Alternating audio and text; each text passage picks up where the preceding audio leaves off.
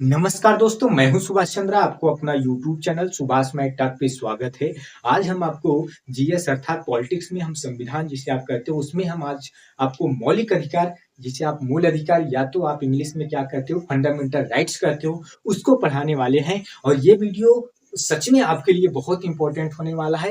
इससे आप अंत तक जरूर जुड़े रहिएगा और जब आप अंत तक जुड़े रहेंगे तो आपको कुछ प्राप्त होने वाला है। सच में बता रहा हूँ, आज आपको बहुत कुछ प्राप्त होने वाला है। यदि हमारा ये वीडियो आपको अच्छा लगे तो लाइक शेयर सब्सक्राइब जरूर करिए और कमेंट बॉक्स में जाइए और आप मुझे ये बताइए कि ये वीडियो आपके लिए कितना हेल्पफुल रहा। यदि हेल्पफुल रहा तो आप भी क्या करिए, दूसरे तक शेयर करिए ताकि मुझे भी नेक्स्ट लेवल का मोटिवेशन मिले। मोटिवेशन कब मिलता है? जब आप कोई भी प्रतिक्रिया देते हो, थोड़ी सी आपका थोड़ा सा दिया गया प्रतिक्रिया हमारे लिए नेक्स्ट लेवल का मोटिवेशन बनता है। और मैं भरसक प्रयास करता रहता हूँ अगली वीडियो में अच्छे से अच्छे मोटिवेशन के साथ आता हूँ और वीडियो बनाता हूँ और आप तक शेयर करता हूँ। तो आप भी क्या करिए, यदि आपको भी अच्छा लगे तो आप भी दूसरे तक शेयर करिए। तो आइए आज हम मौलिक अधिकार को पढ़ते हैं अर्थात फंडामेंटल राइट्स को पढ़ते हैं।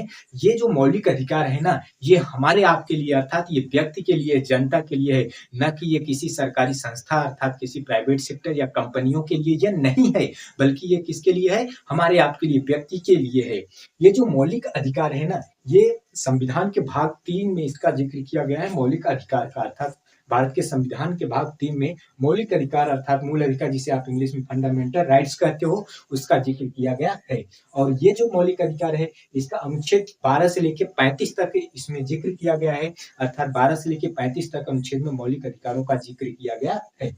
अब यहाँ पे ध्यान से देखो, जो भाग 3 है ना, भारत के संविधान में जो भाग 3 है उसे भारत का मैग्ना कार्टा कहा जाता है। अर्थात मैग्ना कार्टा ये फ्रांसीसी शब्द है और ये मैग्ना कार्टा का सबसे पहले प्रयोग अर्थात सर्वप्रथम प्रयोग जो हुआ था वो कहाँ हुआ था? इंग्लैंड में हुआ था। ये जो मौलिक अधिकार है ना, ये अमेरिका के संविधान से लिया गया है और ये न्यायोचित है। न्यायोचित का मतलब जब भी किसी भी व्यक्ति का मौलिक अधिकारों का उल्लंघन हो तो वह सीधे कहाँ जा सकता है? सुप्रीम कोर्ट, हाई कोर्ट, सीधे जाके दरवाजा खटखटा सकता है। अर्थात यह न्यायोचित है, जब भी किसी व्यक्ति का उल्लंघन हो तो वो सीधे हाई कोर्ट, सुप्रीम कोर्ट जा सकता है। तो यहाँ पे आइए ध्यान से देखते हैं कि हमारे मौलिक अधिकार अर्थात जो हमारे पास फंडामेंटल राइट्स हैं वो मूलतः इस समय हमारे पास कितने हैं? हमारे पास जो मौलिक अधिकार हैं वो हमारे पास 6 मौलिक अधिकार हैं। पहले 7 थे, लेकिन 44वां संविधान संशोधन अधिनियम 1978 के द्वारा इसे भाग 12 के अनुच्छेद 300 के क में कानून का अधिकार बना दिया गया है। इसलिए अब हमारे पास कितने रह गए हैं? 6 हमारे पास मौलिक अधिकार रह गए हैं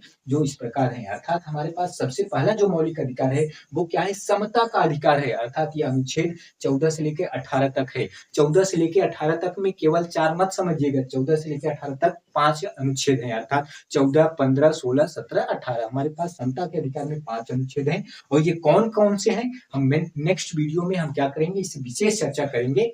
और यहाँ पे जो हमारा दूसरा मौलिक अधिकार है वो क्या है? स्वतंत्रता का अधिकार। ये अनुच्छेद 19 से लेकर 22 तक है। इसमें भी 4 हैं, अर्थात 4 अनुच्छेद हैं स्वतंत्रता का अधिकार। अर्थात हमें स्वतंत्रता भी मिली है और हमें समता का भी अधिकार है। अर्थात हमें समानता का भी अधिकार है, हमें समान तरीके से देखा जाएगा और हमें स्वतंत्रता भी मिला है। ये 19 से 22 तक कौन कौन सी स्वतंत्रता है हम नेक्स्ट वीडियो में क्या करेंगे, आपसे इसमें विशेष चर्चा करेंगे।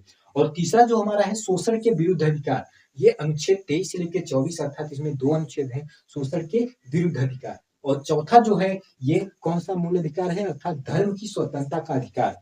अर्थात धर्म की स्वतंत्रता का अधिकार अर्थात कोई भी धर्म को हम मान सकते हैं। ये अनुच्छेद 25 से लेकर 28 तक है। अर्थात इसमें 4 अनुच्छेद हैं और कौन कौन से धर्म को मानना है, कैसे कैसे हमें धर्म को मानना है, इसके बारे में विशेष चर्चा करेंगे नेक्स्ट वीडियो में। और पांचवा जो है हमारा संस्कृति और शिक्षा संबंधी का अधिकार, ये अनुच्छेद 29 से लेकर 30 तक है। अर्थात 2 अनुच्छेद इसमें है।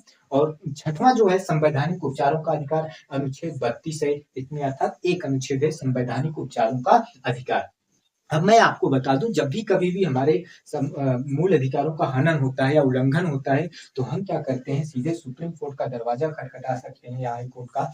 जब हम सुप्रीम कोर्ट दरवाजा खटखटाते हैं संवैधानिक उपचारों का अधिकार अर्थात हमारा जो अनुच्छेद 32 है इसके तहत हम दरवाजा को खटखटा सकते हैं। और ये ध्यान से देखिए, यहाँ पे मैंने लिखा था कि संपत्ति का जो अधिकार है, ये संपत्ति का अधिकार जो हमारा है 44वां संविधान 44 संपत्ति का जो हमारा अधिकार है, ये अनुच्छेद 31 संपत्ति का अधिकार अनुच्छेद 31, ये जो हमारे 44वां संविधान संशोधन अधिनियम 1978 के द्वारा इसे हटा दिया गया और भाग 12 में अनुच्छेद 300 के क में इसे कानूनी का अधिकार बना दिया गया है। अर्थात कौन सा? संपत्ति का अधिकार अनुच्छेद 31 में। और अभी हमारे पास कितने हैं? 6, मूलतः हमारे पास 6 मौलिक अधिकार हैं। यहाँ पे ध्यान से देखिए, ये क्या जो हमारा मौलिक अधिकार है ना, ये स्थायी नहीं है। ये जो हमारा मौलिक अधिकार है, ये स्थायी नहीं है। ये संसद इसमें कमी भी कर सकती है और कटौती भी कर सकती है, लेकिन संशोधन अधिनियम के तहत कर सकती है, ना कि साधारण बहुमत के तहत कर सकती है। अब यहाँ पे ध्यान से देखो, ये जो हमारा मौलिक अधिकार है ना, जो हमको मौलिक अधिकार अर्थात 6 अधिकार मिला है, क्या ये कभी भी इसे निलंबित किया जा सकता है? जी हाँ, निलंबित किया जा सकता है। कब निलंबित किया जा सकता है? जब राष्ट्रीय आपातकाल लागू हुआ, अर्थात राष्ट्रीय आपातकाल के दौरान इसे निलंबित किया जा सकता है, लेकिन अनुच्छेद 20 और अनुच्छेद 21 को छोड़कर इसे निलंबित किया जा सकता है, वो भी कब? राष्ट्रीय आपातकाल के दौरान।